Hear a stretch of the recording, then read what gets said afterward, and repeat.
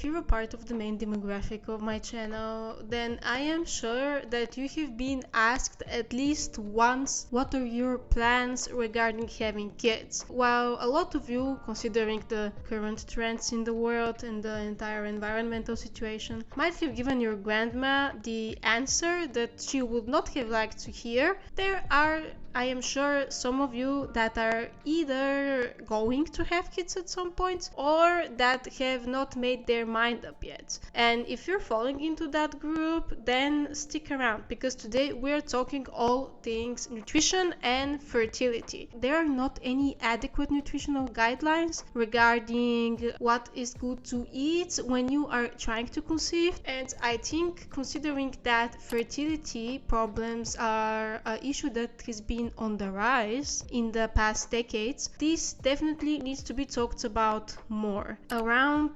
15%, approximately between 15 and 20, of the couples worldwide do experience some infertility issues, and since 1/3 of the issues is attributed to the woman, 1/3 is attributed to the man, and the rest remains either for both of them or it is unexplained. I think it is important also to talk a little bit about men and nutrition and fertility, since they appear to have a lot of a larger influence on the outcome as people make it out to be. So feel free to call over your husband, your fiance. By the way, I'm going to put in the description below one report that is talking about the infertility situation worldwide, but the art is so stunning, it is so beautiful that even if you don't read the report, I think it is worth just looking at it. I stumbled upon it while making research for the video. Anyway, let's get right into it. First, I want to talk about both men and women,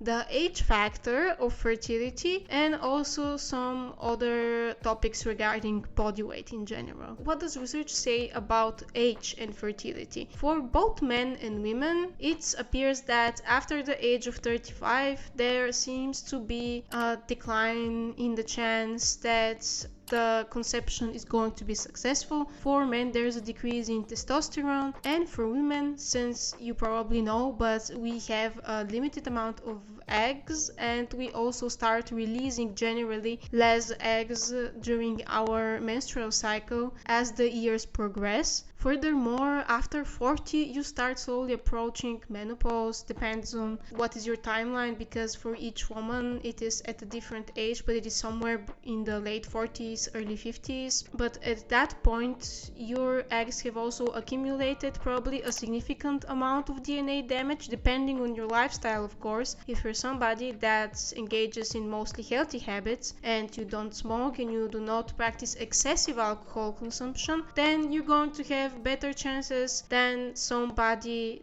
who practices those things. Same goes for men, of course. It is not true exactly that after the age of 30, contrary to popular belief, you have a very large chance to have some complications. Most of the papers actually address this age as 35, and after 40, again, this negative influence just increases. Now, when talking about body weight, what I meant to address is that being on both ends of the spectrum, so being obese and being underweight, does appear to have a negative influence on one's fertility. For men, being overweight has influence on the decrease of the quality of, your reproductive fluids. Obesity and generally metabolic syndrome in men is also linked to an increased conversion of testosterone, generally androgens, so male hormones, to estradiol, so the female hormones, estrogen. For women, the connection has been long established because obesity is usually occupied by some complications in the insulin response, elevated levels of insulin, pre-diabetes or diabetes even. Insulin is also closely related to our reproductive functions and our reproductive tissues. Generally, obesity is connected also to higher levels of inflammation in one's body that also have a negative impact on our our entire system, including our fertility. Being underweight also contributes to decreased chances of conception. For women, again, the connection is better established because you've probably heard that bodybuilders that have a very low fat percentage, or generally women that are at a very low body weight, experience some type of menstrual irregularities or can even lose their periods. This is all because of the ovarian dysfunction that they suffer from while being at this unhealthy body weight or at this unhealthy body fat percentage. There was one study that investigated the women that applied for treatment at a fertility clinic, and then the researchers there found that 20% of the women that had applied had actually a previous history of an eating disorder. And I think this issue needs to be talked more about, since so many women are affected by this, and this could then have a negative impact on you later on in life if you are planning to have children. Now let's move into the male's diets. So for men, the things that have been investigated are of course not as much as for women, but I think it is very important to address some key factors. There has been an extensive amount of research on antioxidants, and a higher consumption of fruits and vegetables that contain these antioxidants, or even a supplement sometimes, does seem to have a very positive effect on the qualities of, the reproductive fluids of men. I just don't want to get demonetized for something stupid, because again, this is actually just a scientific, let's say, term. This is the biological term, but who knows what YouTube will do. Additionally, general adherence, so sticking to a healthier diet, seems to do the job when talking about nutrition and fertility for men. Having a diet similar to the Mediterranean diet, this is a diet that generally consists of foods that are being widely consumed in the Mediterranean region. I'm gonna show you a graph of that later, but basically it's more whole foods, less processed red meat, and also less sugar, a lot of fruits and vegetables as well. And all of this seems to contribute to overall better functions of the reproductive system. And the unhealthy diets, aka the Western diet, that are rich in sugary beverages, also foods high in refined carbs or high in saturated fat, they seem to have the opposite effect. On the topic of fat specifically, trans fats that have been linked by multiple bodies of research to higher degrees of inflammation also seem to have a negative effect on the reproductive system, going as far as even as to generally lower the levels of testosterone in the male's body. On the topic of alcohol consumption, moderate amounts do not seem to have an impact on the reproductive system, so only higher amounts, but they are generally bad for one's health. I am sure that everybody is aware of this. They contribute to the lower absorption of nutrients. Higher oxidative stress can develop into an addiction. Talking about women, we're going to start off with the dietary patterns, such as the Mediterranean diet, that have a very positive influence on the reproductive system of women, on their hormonal health. And you can see right now on the screen what the Mediterranean diet consists of. It is basically including all food groups, even sweets, and red meat in moderation. And you also see that there's red wine, but of course this does not apply if you're already pregnant. On the opposite side, again, is the Western diet, which is rich in refined carbs, sugars, a lot of saturated fats, and does not have a lot of fiber and a lot of nutrient-dense foods. There you have only energy-dense foods. On top of that, a Western diet is closely related to getting at a higher body weight that might be unhealthy, which has again its other implications for fertility. A diet rich in refined sugars also has an impact on your insulin response. Insulin is tightly connected to a woman's hormonal health and also to the development of polycystic ovarian syndrome, since a lot of women who suffer from this also suffer from insulin resistance at the same time. And you can watch my video on PCOS if you're interested in that, since women with PCOS generally would have a harder time conceiving than women without PCOS. There was the so-called pro-fertility diet in one of the studies, which was very similar to what the Mediterranean diet was, and women who were found to have a dietary pattern similar to that also had a better chance of conceiving. The main difference in this pro-fertility diet is that it also included the consumption of multivitamin or supplement tablets multiple times per week, which is a bit weird at first when you read it, but it is mostly related to the compensation of one specific vitamin that we're going to move into, and this vitamin is contained in most of the multivitamin supplements. You need to be kind of strategic about your foods that you get enough of this one. Moving on to fats specifically. For fats, it is most important to talk about the quality instead of the quantity of the fats, since specifically trans fats that we also mentioned for the men's diet are also detrimental to a woman's reproductive system and generally to anyone's health, really. Trans fats, fortunately, have been regulated in the US and also in Europe. In the US, they were actually banned recently, and in Europe, their inclusion in foods is limited to 2 grams per 100 grams of fat. Trans fats were previously highly included in products such as margarine, which is plant fats that has been chemically hydrogenated and made into a buttery-like texture so that it can become a spread, because plant fats, as you know, they are mostly liquid. We're talking about seed oils, olive oil, even avocado oil, but it's never in the form of butter, and the point here was to make it similar to butter and to make it more stable. It is also generally cheaper. Trans fats have been linked to an increase in inflammation and a lot of other negative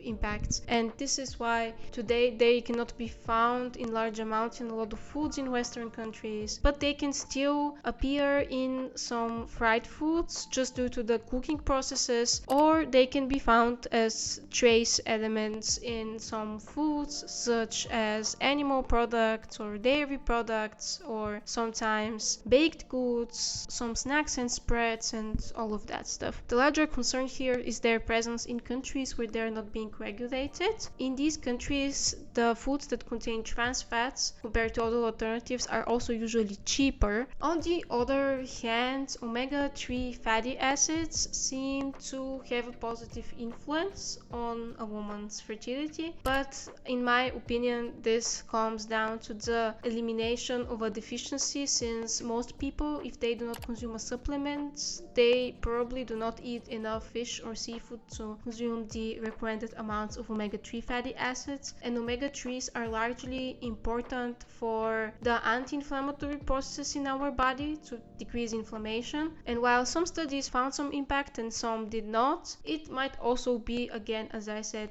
due to the already deficient or non-deficient status in a person's body. Other fatty acids, such as monounsaturated fatty acids that are largely present in olives and olive oil, for instance, again are important for anti-inflammatory processes in one's body, and this is why they have also been investigated for fertility, and there have been some positive influences found. The data on dairy products is very messy and inconsistent, and this is why I'm not going to make any conclusions on that, and the researchers also did not. The topic of meat and fish and soy is a bit different. These are the other protein sources that we have. Red meats and processed meats are not highly recommended because, again, they are linked to higher inflammation. For seafood, there's another concern, and it's regarding the contamination. If you've watched a previous video of mine, you would know that canned tuna and other fish sources such as sardines might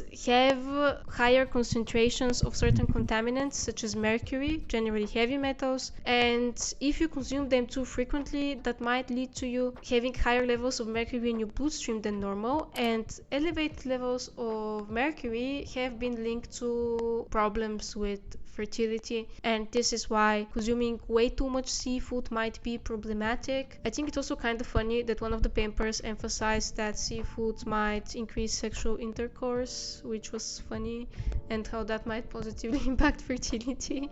I mean, there are a lot of things to consider here. Moving on to soy products. For soy, again, it is very mixed research. The thesis here was firstly that because of some animal studies that found that the high consumption of soy feed led to fertility problems in sheep and other mammals, and then they hypothesized that this is also applicable to humans, and since then there has been ongoing research on is soy then good for you or bad for you regarding also menopause symptoms, their mediation. This is because soy contains phytoestrogens, which are plant compounds that can mimic estrogen and bind to the estrogen receptors in our body, but they do not bind with the same affinity. They're a lot less active than the actual estrogen in our body, and I mean hundreds to thousands of times less active. So you cannot say that it has the same impact as estrogen. This is why studies are done, because you cannot make conclusions solely on the fact that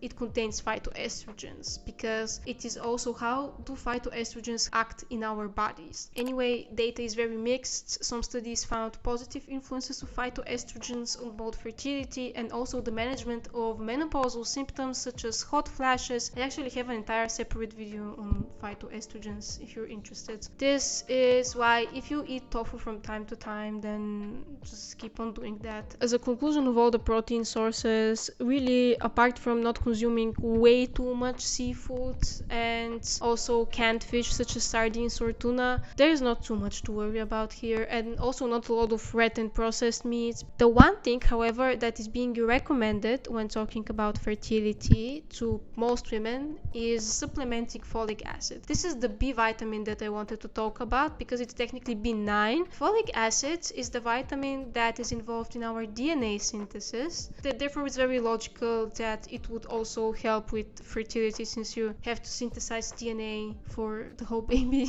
I don't know. At the same time, folic acid is also being supplemented during the pregnancy itself so that the baby does not develop neural tube defects, the so-called NTDs, which is not pretty. We had that picture of that defect multiple times at uni, and I'm not going to be showing it to you because it's not a pretty one. Folic acid is being investigated to find out whether excessive supplementation might be beneficial, because the basic supplementation, just so that you can counteract the deficiency, is very recommended. Folic acid is contained in some foods in some good amounts, but if you do not like these foods in particular, and if you do not actively consume them and plan out your meals, you're probably not getting enough folic acid. And this is also why in the other study that I mentioned, the entire multivitamin supplementation thing really seemed to work. I don't know how they do this. They do some statistical stuff and then they can correct that only for the folic acid, and they found that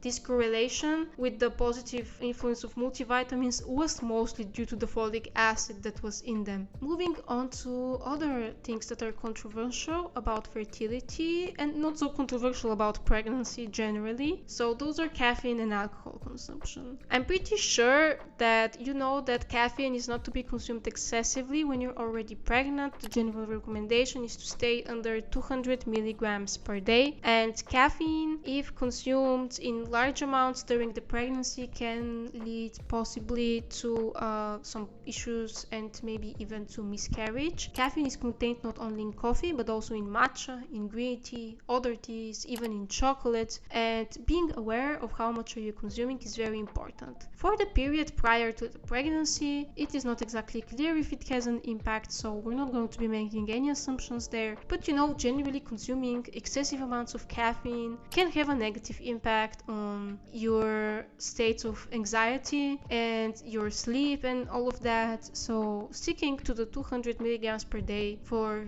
general health is not a bad idea to begin with. Alcohol before the pregnancy in moderate amounts does not seem to have an influence on the chances of getting pregnant, but high amounts of alcohol, logically, because they have such a negative impact on our health, also decrease one's chances of getting pregnant. And during the pregnancy, it's a complete no-go, since that can lead to the development of the so-called fetal alcohol syndrome, which then impacts the child's entire life. As high amount of alcohol from other videos that I've made is generally classified having more than 10 milligrams of alcohol every single day for women. For men, it's I think double, it's 20 milligrams per day, and that would amount to basically 1 glass of wine probably per day. So regularly drinking more than that would then mean that you're having higher alcohol consumption. The main conclusion from this video is that both if you're a man and a woman, if you have an overall healthy balanced diet, you are probably going to be fine. And also, if you do not engage in a lot of negative chronic habits such as smoking and also excessive alcohol consumption. Also, your age and your body weight matter. So being at a healthy body weight and being in a certain age range has an influence on your fertility, both for men and for women. Thank you again for being here with me today. I hope that you enjoyed the contents of this video. Let me know down in the comments below if you'd like me to do a video on a specific topic next time. Also, do not forget to like and subscribe if you enjoyed the contents of today's video. Again, thank you for watching, and I will see you in the next one.